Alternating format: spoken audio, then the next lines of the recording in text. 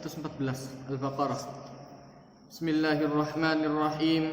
Assalamualaikum warahmatullahi wabarakatuh. Alhamdulillahi rabbil alamin. Wa bihi nasta'inu ala umurid dunya waddin. Wassalatu wassalamu ala ashrafil anbiya'i wal mursalin Sayyidina Muhammadin wa ala alihi wa sahbihi wa man tabi'ahum bi ihsanin ila yaumiddin. Subhanaka la ilma lana illa ma 'allamtana innaka antal alimul hakim. Qala Allah ta'ala fi kitabihil karim. A'udzu billahi minasy syaithanir rajim. Bismillahirrahmanirrahim. Wa man adlamu mimman mana'a masajidallahi an yudhkara fiha ismuhu wa sa'a fi kharabiha ulaika ma kana lahum an yadkhuluha illa khaifin lahum fid dunya khizyun wa lahum fil akhirati 'adzabun 'adzim. Walillahil masyriq wal maghrib fa aynama tuwallu fa thamma wajhullah innallaha wasi'un alim. Shadaqallahul azim. Setelah Allah Subhanahu wa taala mengajarkan dalam ayat yang sebelumnya, Allah taala menjelaskan ada di antara mereka orang-orang yang hanya mengaku-ngaku saja di dalam ajaran. Nah, ini Allah taala menjelaskan wa qalu la yadkhulul jannata illa man kana hudan aw nasara. Tidak bisa orang masuk surga kecuali orang Yahudi atau orang Nasara. Nah, kalau Allah taala menjelaskan kalau memang betul seperti itu, maka tunjukkan buktinya. Allah Ta'ala menjelaskan kul hatu burhanakum. Harus ada penjelasannya. Bagaimana orang bisa masuk surga, bagaimana orang bisa masuk neraka, apa syaratnya orang masuk surga, apa syaratnya orang masuk neraka, dan apa buktinya ketika dia dijamin untuk masuk surga. Nah, itu harus ada. Makanya Islam mengajarkan semua konsep lengkap, komplit. Allah Ta'ala mengajarkan orang yang masuk surga cirinya seperti ini, orang yang masuk neraka cirinya seperti ini. Allah Ta'ala menjelaskan orang yang terima suratan amal saja, dari kanan modelnya seperti ini, dari kiri modelnya seperti ini, dari belakang modelnya seperti ini. Jadi Islam mengajarkan segala sesuatu itu komplit, bukan hanya angan-angan. Sama seperti orang begitu sampai di depan rumahnya orang lain, ini rumah nanti saya beli, ini rumah saya, ini rumah saya, ngaku-ngaku rumah saya. Apa buktinya? Apa dia beli apa? Apa tanda buktinya dia beli? Mana sertifikatnya? Mana keluarganya yang dia diamkan di dalam? Dan mana kuncinya untuk masuk rumah itu? Harus jelas, harus jelas. Tukune kapan? Nah, ini Allah Ta'ala menunjukkan ada orang-orang yang hanya berangan-angan saja, ngaku-ngaku. Nah, ini cilakanya agama kalau dibuat ngaku-ngaku. Kemudian Allah Ta'ala menjelaskan di dalam ayat 114, wa man azlam. Kembali Allah Ta'ala mengingatkan, dan siapa yang lebih zalim. Artinya tidak ada yang lebih zalim daripada orang yang melakukan seperti ini. Apa kata Allah Ta'ala? Mimman mana'a masajidallahi ayyuzkara fiha ismuh. Orang yang melarang orang lain untuk masuk ke masjid dan sampai melaksanakan zikir di dalamnya. Nah, makanya kemudian di dalam ayat yang lain Allah Ta'ala menjelaskan aqimis sholata li zikri. Dirikan sholat untuk mengingat saya, kata Allah Ta'ala. Nah, maka zikir itu bisa jadi sholat, zikir itu bisa jadi membaca Al-Quran, zikir itu bisa jadi melihat alam sekitar, kemudian keluar subhanallah. Nah, itu yang luar biasa. Itu yang luar biasa. Nah, maka Allah Ta'ala mengajarkan waman azlam. Tidak ada yang lebih zalim. Siapa Allah Ta'ala? Siapa yang lebih zalim dari orang yang melarang orang lain masuk ke masjid? Wasa'a fi kharabiya. Lebih dari itu, dia berusaha untuk menghancurkan. Nah, ini kasus terjadi ketika Bukhtun Nasr. Jadi Bukhtun Nasr pada masa orang-orang Yahudi, pada masa orang-orang Yahudi, orang Nasr itu kejar. Nah, ini kemudian ceritanya ada beberapa yang agak semburat, ada beberapa yang memang sudah tertata.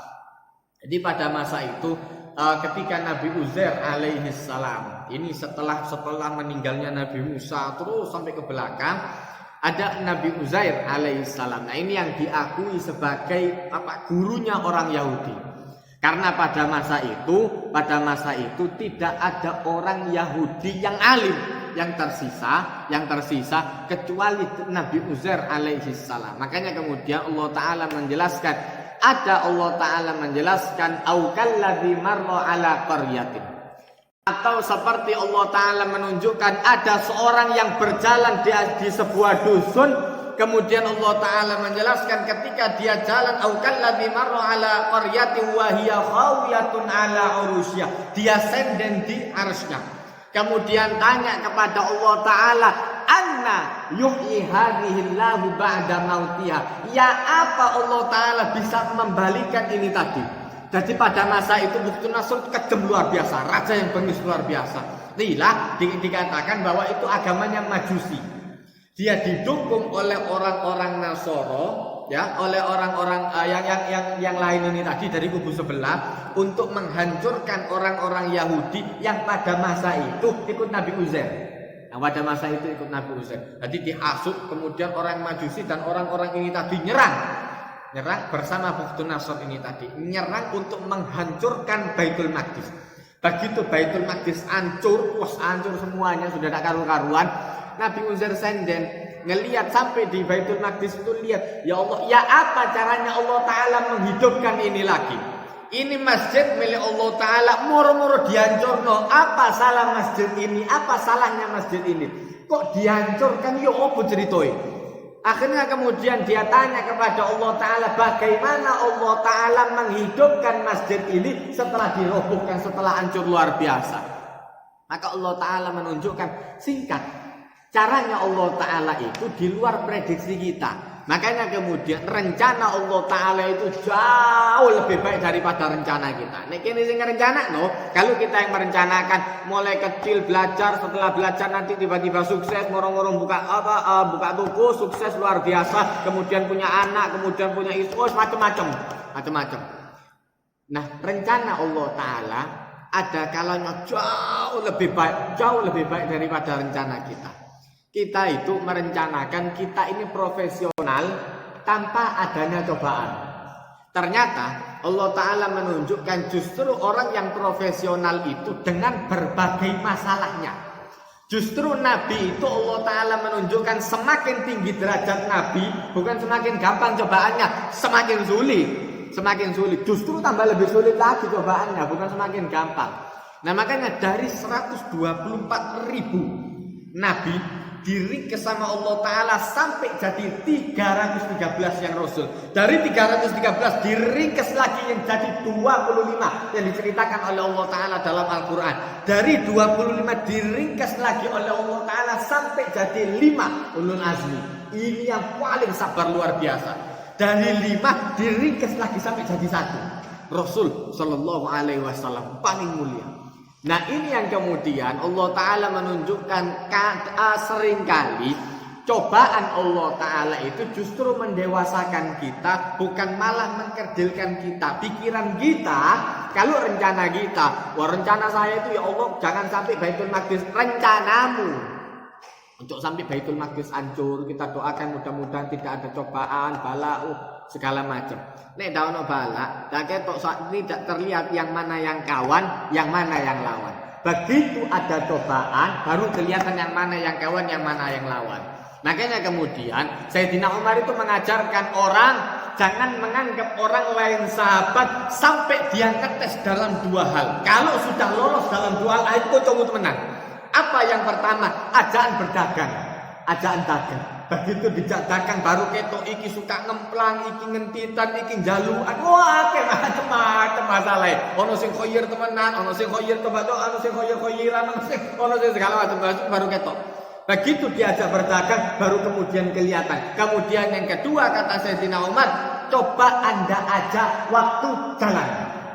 Nek kon nang market ketemu nang di konco koyor luar biasa. Baik luar biasa, ketemu di mana? Di masjid. Kabeh rokok sujud sama semua. Tapi begitu Anda ajak jalan, baru ketok. Sing bayari bensin sopo, sing bayari tol sopo, sing bayari makan sopo. Itu baru ketok, baru kelihatan yang mana orang yang habis makan ting cepet-cepetan dek moro-moro nang joko rokokan dhisik. Ditinggal iku ono ST ditinggal nang jero, ditinggal rokokan dhisik ditelok durung dibayar ya Allah durung dibayar. Masih di luar tunggu dulu. Sampai nanti begitu sudah dibayar baru mau durung entek mau Allahu Akbar. Lho itu baru ketok. Makanya Sayyidina Umar cerdas luar biasa. Makanya Rasulullah SAW menjuluki Sayyidina Umar itu Abqari, orang yang cerdas luar biasa. Jangan sampai Anda mengatakan ini sahabat dekat saya luar biasa. Baik, kecuali ketika diuji dalam dua hal. Masalah duit sama masalah perjalanan. Wah iki soal. Begitu masalah kerjaan sama masalah perjalanan ini yang parah. Kalau orang ini baik dalam dua hal ini baru kancamu temenan. Itu baru teman Anda betulan. Tapi nek bakhil ati hitung-hitungan, kerennya luar biasa, tekon sing dikemplang akeh. Iku hati-hati. Itu Allah Ta'ala menunjukkan kecuali memang orang niat sodako. Niat sodako siji maneh nek niat sodako. Nah ini yang kemudian ditunjukkan oleh Allah Ta'ala ketika rencananya Nabi Uzair hancur bersih. Rencananya Nabi Uzair itu kan kalau saya jadi nabi nanti ini baik-baik saja, masjid ini baik-baik saja. Ikulah rencananya gini. Rencananya kita waktu pemilihan ketua takmir saya akan memajukan masjid. Begitu kena covid bingung kabeh takmir masjid yo upus tak ngono. Lah ya iku makane. Ya itu memang cobaannya Allah Ta'ala. Didelok ambil Allah Ta'ala. Allah Ta'ala melihat bagaimana Anda memperlakukan rencananya kita. Ketika kita jadi ini tambah baik. Ternyata Allah Ta'ala begitu masa jabatan awal langsung remek. Subhanallah. Baru Nabi Uzair ini masih usia muda. Nabi Uzair bukan usia tua, masih usia yang masih muda. Diutus oleh Allah Ta'ala jadi Nabi Rasul. Untuk menyampaikan kepada orang-orang kitabnya pada masa itu masih kitab Taurat. Data masjid dirontok nontek bersih. Loh maksudku pas aku dadi nabi kok jadi rontok no. Pas aku dadi takmir itu masjid ini aja dirontok no. Nanti kalau saya sudah turun jadi takmir baru roboh no masjid dadi iso nyelatu deh. Memang nemen takmir sing iki. Ana dhisik ndak tahu roboh masjid kok ngene. Ndak tahu maksud kok ngene iki. Begitu dadi langsung hancur kabeh tak karu-karuan. Iku Allah Taala nutukno. Disitulah cobaan luar biasa. Disitulah cobaan yang luar biasa. Makanya Allah Ta'ala mengajarkan kita orang yang diuji oleh Allah Ta'ala linabluwakum ayyukum ahsanu amala, yang terbaik amalnya. Kalau terbaik harus dari awal. Tidak bisa nanti untuk melanjutkan kebaikan. Kalau Anda dari awal baru kelihatan kebaikannya semua. Nah itu Allah Ta'ala mengajarkan ketika Bukhtun Nasr sudah menghancurkan semua, yang rencananya Nabi Uzair nanti akan dibangun tidak bisa. Kenapa? Kejam luar biasa. Nabi Bukhtun Nasr kejam luar biasa. Orang-orang alimnya Yahudi yang tersisa ketika itu dikejar semua, dibantai semua.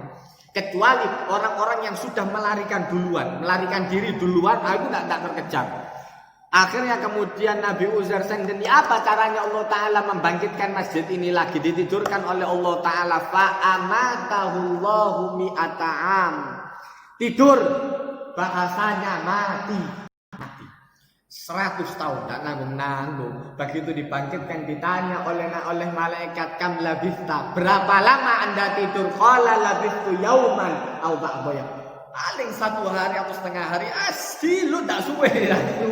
Wong turu iki ngono. Ndak ditanya nang bojone, "Wis awan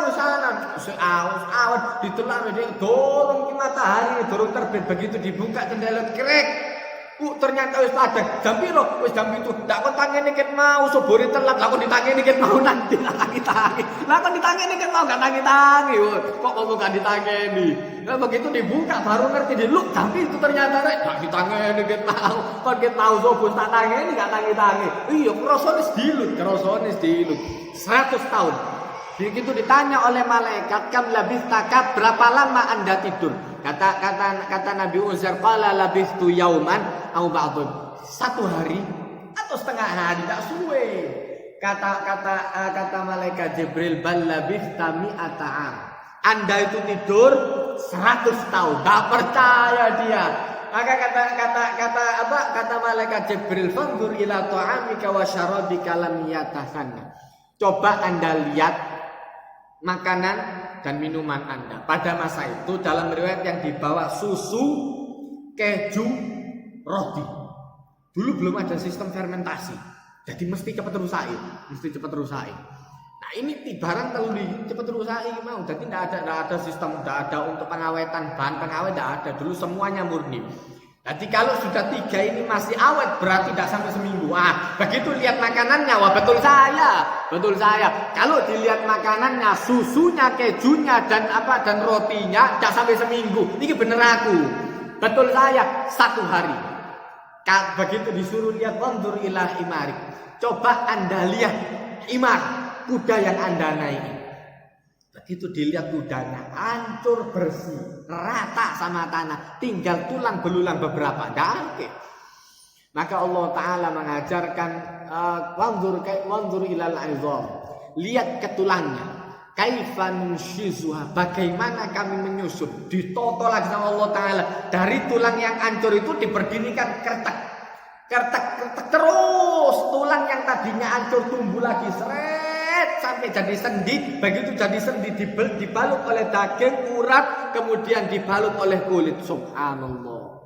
Maka baru dia kelihatan itu, a'lamu annallaha ala kulli syai'in qadir. Baru itu kalimat saya mengetahui bahwa Allah Ta'ala mampu atas segala sesuatu. Nah, rencana Allah Ta'ala itu ada di atas rencana kita. Lebih terdepan rencananya Allah Ta'ala.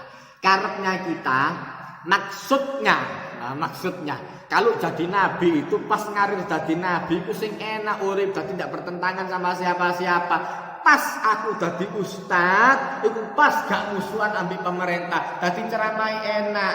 Ketepaan pas dia jadi ustad, mari patik-patik berarti musuhan ambil pemerintah. Mateng turun bawa saya kere-keran di sana, ya Allah, kecekel di penjara mari.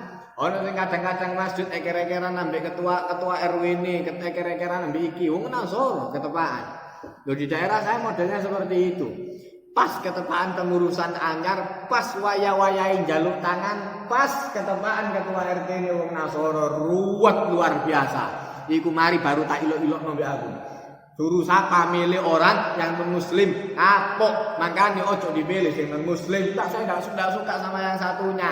Sak elek-elek, sak fasek-faseknya orang Islam, sak rusak-rusak yang Islam. Sik lu api sing Islam. Apa? Paling enggak uang korupsinya dia, uang ngenteknya dia, iku paling enggak begitu orang masjid nyodorkan dana, nyodorkan proposal, dia paling tidak mlebu 1.000, paling enggak elek-elekan. Paling enggak dia keluarnya untuk masjid, enggak bakal ngomong fasek-faseknya orang seperti itu. Enggak bakal kemudian keluar ke gereja, keluar ke hal-hal yang enggak. Sak-rusak-rusaki. Tapi begitu kon ngomong Nasoro sing dadi ya iku mau salah. Makanya orang itu diajarkan sama Allah Ta'ala yang terbaik. Kita ini kadang-kadang cengkal. Dikandani itu Anda, walaupun non-muslim itu kan setidaknya dia lebih profesional daripada kita.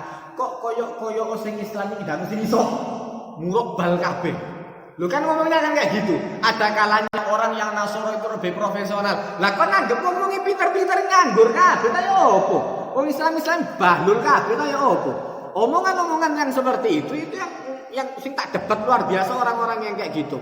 Loh Ustaz, kita tidak boleh membedakan agama. Ini kan urusan kampung atau urusan kampung, atau urusan negara. Allah Ta'ala jauh lebih tahu. Sebelum Anda milih, Allah Ta'ala sudah tahu duluan. Nek kon milih wong ngono, ada kalanya urusan kita dipersulit. Teman-teman, adang sing asline banter, nanti diprotes ambek RW ini.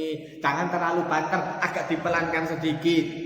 Apa? Omah RW ini sebelah masjid. Jadi dia yang paling terganggu kalau ada adzan. Nah, Masalah maneh adzan dadi masalah, pengajian dadi mulai-mulai ruwet luar biasa. Ya iku mau. Makanya Allah Ta'ala menunjukkan itulah adab dari ndak nurut ambi Allah Ta'ala. Iku gara-gara wong ndak nurut ya Allah Ta'ala dadine koyo ngono, semburat kabeh uripe ra karu-karuan. Soro luar biasa. Dikirano gampang. Dikirano kalau dia habis mendukung orang ini kemudian semua urusannya menjadi mudah. Sama saja. Kalau bedoi. RW ini sopo, pokoknya begitu itu Allah Ta'ala menunjukkan la tattakhidu aduwi wa aduwakum. Jangan menjadikan musuhku dan musuhmu awliya min dunillah sebagai wali. Wali itu kawan dekat, wali itu orang yang melindungi, wali itu yang mewakili suara kita. Itu kok kadang-kadang tidak paham. Ustaz apa yang dia bisa mewakili suara kita? Bagaimana bisa mewakili suara kita orang yang tidak paham? Ini sama seperti orang yang mengerti Al-Quran, orang yang paham Al-Quran, yang jelas-jelas mucuni asik dalam Quran, berimam sama orang yang tidak pernah baca Quran sama sekali. Akhirnya begitu jadi imam dia sing dibaca koran duduk Quran. Geran dia mau tak tahu baca Quran, di kawan baca Quran Al-Fatihah kon.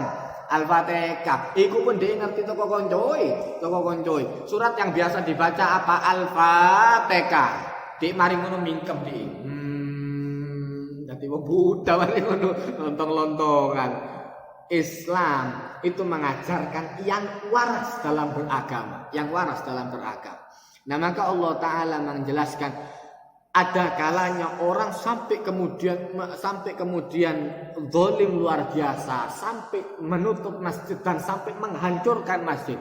Ini terjadi pada masa Bukhtun Nasr.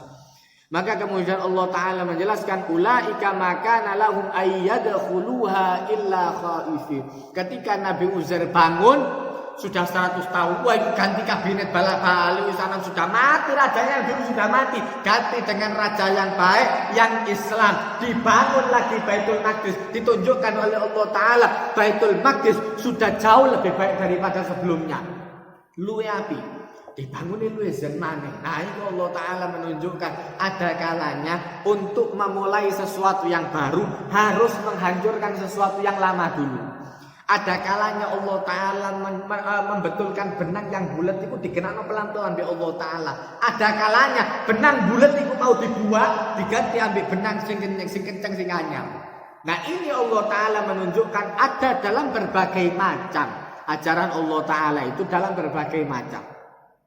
Nah kemudian Allah Ta'ala menjelaskan ulaika makana lahum ayyadkhuluha illa khaifin. Orang-orang yang seperti itu tidak pantas masuk ke rumah Allah Ta'ala kecuali dalam keadaan takut, dalam keadaan tertunduk. Harus. Kenapa? Harusnya orang-orang yang seperti itu. Makanya ketika perjanjian Hudaybiyah, begitu perjanjian Hudaybiyah tidak boleh saling menyerang. Semua isi perjanjian itu mendiskreditkan bosone saiki. Merendahkan orang Islam semua. Kalau ada orang Islam yang kembali ke agama yang lain, maka bagi mereka agama jahiliyah itu adalah agama nenek moyang.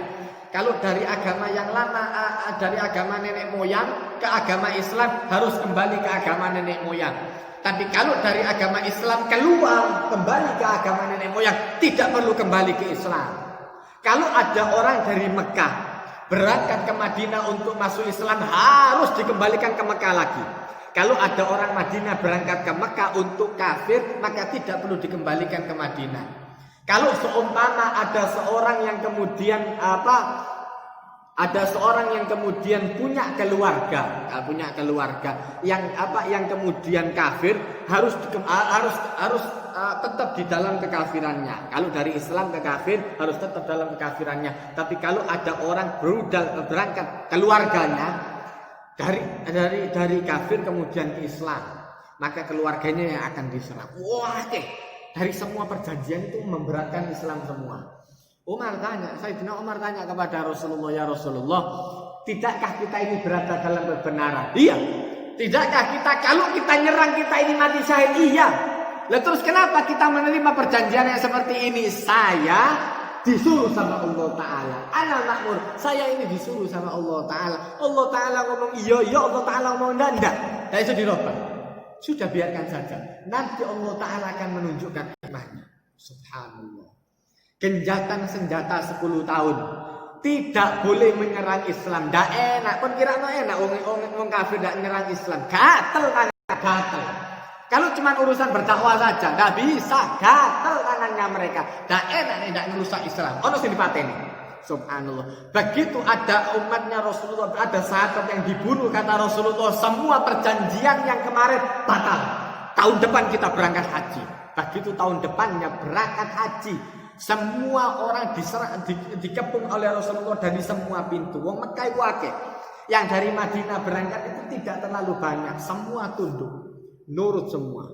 Maka Allah Ta'ala mengajarkan orang-orang seperti itu tidak pantas untuk masuk ke rumah Allah. Kecuali dalam keadaan takut. Illa khaifin. Kecuali dalam keadaan takut tunduk.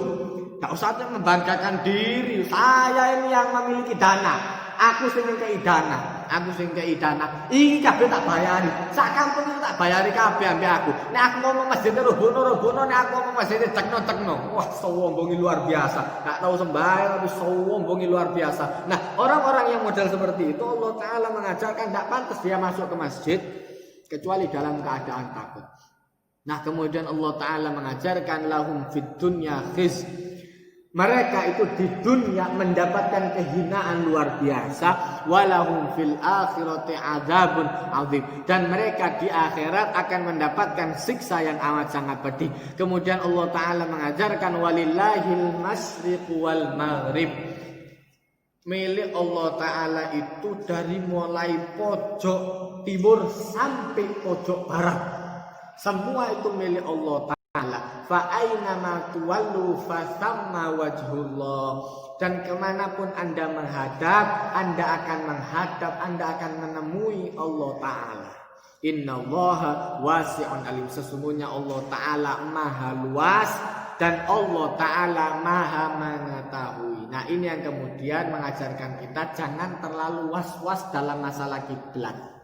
Jangan terlalu was-was dalam masalah kiblat. Umpama ono masjid, oke, kita aman ikut kiblatnya masjid. Umpama kita ada di perjalanan, kemudian melbu villa atau melbu tempat apa yang tidak tahu arah kiblat, dilihat semampunya. Ono aplikasi sing ndak duwe aplikasi ate kompas sing ndak iso takon wong. Ndak usah was-was, titiknya betul atau tidak. Titiknya harusnya betul. Makanya kemudian Imam Asyuyuti, Imam An-Nawawi banyak yang menjelaskan Allah Ta'ala menyuruh orang-orang itu yang di dalam Masjidil Haram menghadapnya harus ke Ainul Qiblah, harus ke Ainul Ka'bah, ke mata Ka'bahnya. Tapi orang yang di luar Masjidil Haram menghadapnya ke Masjidil Haram.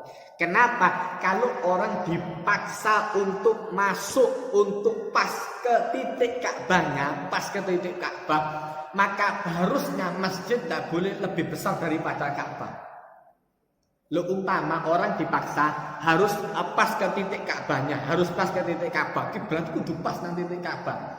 Oke, kalau sudah pas dengan titik Ka'bah, maka harusnya masjid itu tidak lebih lebar daripada Ka'bah. Karena kalau Ka'bahnya 16 meter, masjid lebih besar dari 16 meter. Terus sisanya, orang-orang yang berada di pojok-pojok sana, kira-kira ngedepin nanti. Sing nang imam enak, imamnya ngadep Ka'bah sampai 16 meter. Nah, di luar 16 meter itu kan sudah nak ngadep ke Ka'bah. Di luar 16 meter kan sudah nak ngadep ke Ka'bah. Makanya kemudian ada afdoliyah. Afdolnya seperti apa? Afdolnya memang menghadap ke Ka'bah. Tapi kalau tidak bisa, paling enggak menghadap ke jihatil Ka'bah, ke arah Masjidil Haram.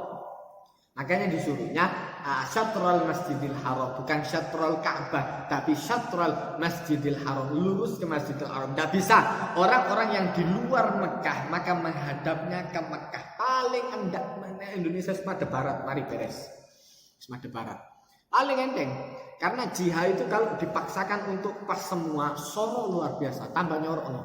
Tambah sulit, kita ndak sholat mari ngono delok iki petane iki gerak-gerak terus iki ndak ono sing tepak ya wis ndak mari-mari kok sembayangmu. Bos abis cek sorone habis sembayang ndak mari-mari. Sama seperti orang ketika sholat di kendaraan, ketika sholat ada di kendaraan. Nah, Rasulullah pernah ketika sholat di kendaraan, ini kendaraan kudanya diarahkan ke Ka'bah, diarahkan ke kiblat. Setelah diarahkan ke kiblat, ke Mekah maksudnya diarahkan ke kiblat, Rasulullah sholat takbir Allahu Akbar. Kemudian kudanya jalan, ngadep ke arah lain. Nah, urusan setelah itu ngadep ke arah lain, ya urusannya itu. Sama seperti kita di pesawat. Kau habis sembahyang ngadep di kiblatin sebelah kono. Mosok sembahyang ngapi ngadep kono, ndak bisa wis ngadep terserah pokoknya ngadep. Pokoknya diniatkan untuk sholat beres. Jadi jangan terlalu was-was dalam kiblat. Pokoknya terlalu was-was dalam kiblat tambah nyorok nawak dewi. Nah, ada afdolnya juga. Orang afdolnya seperti apa? Afdolnya yang dekat imam. Yang dekat-dekat imam, isi soft pertama yang dekat-dekat imam, itu sih paling gede pahala. Kemudian sampai ke samping, soft kedua di bawahnya lagi, soft ketiga di bawahnya lagi. Nah, ada level-level dalam pahala. Tentu itu semua ada. Nah, maka Allah Ta'ala mengajarkan semua ini milik Allah Ta'ala. Fa aina ma tuwallu fasamma wajhullah. Anda menghadap kemana saja Anda menemui Allah Ta'ala. Pokoknya diniatkan untuk menghadap Allah Ta'ala, sudah dapat pahalanya. Nah, ini terjadi pada masa Rasul Shallallahu Alaihi Wasallam. Pada masa itu sahabat-sahabat pergi karena memang posisinya gelap luar biasa, petang daun lampu di sini. Orang itu sembahyang di tendanya masing-masing, disuruh sholat sama Rasulullah. Memang kalau kondisi seperti sholat di tendanya masing-masing, nggak kayak jamaah bareng-bareng enggak. Sholat di tendanya masing-masing, sembahyang dewi-dewi. Karena nggak ngerti mau sholat seperti apa. Akhirnya mereka semua sholat sendiri-sendiri di tendanya sendiri-sendiri. Bingung ngurusin ngadep kono, macam-macam karena tidak ada yang tahu arah pastinya. Maka kemudian begitu paginya baru ketuk, salah ternyata ini kiblatnya. Tanya mereka ke Rasulullah, maka turunlah ayat ini, walillahil masyriq wal maghrib. Kemana saja Anda menghadapkan, aina fa aina ma tuwallu fa thamma wajhullah. Anda menemui Allah Ta'ala di sana. Innallaha wasi'un alim. Sesungguhnya Allah Ta'ala maha luas rahmatnya, alim, dan Allah Ta'ala maha mengetahui. Kemudian Allah Ta'ala menjelaskan di dalam ayat 116, wa qalu takhadallahu walada. Dosa orang-orang Yahudi lagi. Nah, ini dosa orang-orang Yahudi, orang Nasoro juga. Mereka mengatakan Allah Ta'ala itu punya anak. Orang Yahudi mengatakan Nabi Uzair anak Allah. Orang Nasoro mengatakan Isa anaknya Allah. Maka Allah Ta'ala menjelaskan wa qalu takhadallahu walada. Mereka mengatakan Allah Ta'ala punya anak. Ya, apa bisa punya anak? Subhanallah, maha suci Allah Ta'ala. Ini Allah Ta'ala mengajarkan bahwa Allah Ta'ala itu tidak perlu siapapun. Makanya di dalam syarat menjadi Tuhan, Allah Ta'ala menjelaskan lam yalid walam yulad. Tidak beranak dan tidak diberanakkan. Nah, ini pernah ditanya kepada Imam Abu Hanifah. Bagaimana Allah Ta'ala, bagaimana Tuhan Anda itu kok bisa sendirian? Nah, maka Imam Abu Hanifah menjelaskan bahwa Tuhan saya itu lam yalid walam yulad. Orang ateis ini mengatakan saya tidak terima, itu kan dari ajaran Anda. Saya tidak terima ajaran seperti itu. Ya sudah, gini saja. Bagaimana kalau seumpama ada orang yang kemudian dia mengatur segala sesuatu, awalnya baik-baik saja, tiba-tiba dia dimasuki oleh orang lain. Ada oknum yang masuk. Tiba-tiba direkturnya ada 2 di satu perusahaan. Di satu toko ada 2 kepala, bosnya ada 2. Yang satu suruh jual sarung, yang satu jangan, ini sarung baik ditahan saja. Nanti kalau sudah harganya agak mahal baru dijual. Sing siji ngongkon ngedol, sing siji tidak oleh ngedol. Ya, apa kalau modelnya seperti itu? Ya, lebih baik satu kalau seperti itu. Nah, ya makanya bagaimana kalau ada seorang ayah yang asalnya konsentrasinya kepada dia sendiri. Begitu menikah, dia konsentrasinya 2, menghidupi dirinya, menghidupi istrinya. Begitu punya anak, menghidupi dirinya, istrinya, dan anaknya. Loh, umpama Allah Ta'ala tiba-tiba punya anak. Terus bojone sapa? Terus kok bisa Allah Ta'ala punya anak? Sampai seperti apa? Sampai seperti apa kekuasaan anak ini tadi yang diceritakan dalam cerita-cerita Yunani? Ada dewanya punya anak luar biasa, mengendalikan petir dan lain sebagainya. Terus Tuhan ayahnya mati. Lah nek mati berarti duduk Tuhan, bos. Duduk Tuhan. Kenapa? Kalau dia mati terus dilanjutkan anaknya ndak tahu apa-apa, perlu belajar dari awal lagi. Wah, kacau nek Tuhan koyo ngono carane. Kacau nek Tuhan koyo ngono carane. Rusak. Nah, maka Allah Ta'ala mengajarkan subhana maha suci Allah Ta'ala lahu ma fis samawati wal ard. Sesungguhnya milik Allah Ta'ala semua ini langit dan bumi itu semua Allah Ta'ala yang ngatur. Dan Allah Ta'ala tidak pernah capek dalam mengatur segala sesuatu itu. Kullun lahu qanitun. Ingat, semua itu tunduk kepada Allah Ta'ala. Nah, makanya kemudian Allah Ta'ala mengajarkan di dalam hadis qudsi, ya bani Adam, wahai anak Adam, jangan sampai anda takut, la takhsha nudhikir rizq. Jangan sampai anda takut kami sempitkan rizkinya. Sedangkan rizki saya, kata Allah Ta'ala, wa khazaini sama perbendaharaan saya itu banyak luar biasa dan tidak akan habis, la tanfadu abada. Perbendaharaanku, hartaku, kata Allah Ta'ala, kekuasaanku tidak akan habis untuk selama-lamanya. Jadi mintalah kepada yang tidak akan habis untuk selama-lamanya. Kan kalau anda sing ono entek, percuma. Ada masanya dia bosan, ada masanya uangnya habis. Tapi kalau mintanya sama Allah Ta'ala tidak akan habis untuk selama-lamanya. Nah, Allah Ta'ala mengajarkan, kalau anda bertunduk kepada saya, semua ini akan saya buat tunduk. Tapi ketika anda menentang saya, kata Allah Ta'ala dalam hadis qudsi, kalau anda menentang saya, maka semua akan saya buat menentang kepada anda. Sampai dalam rezeki usoro luar biasa.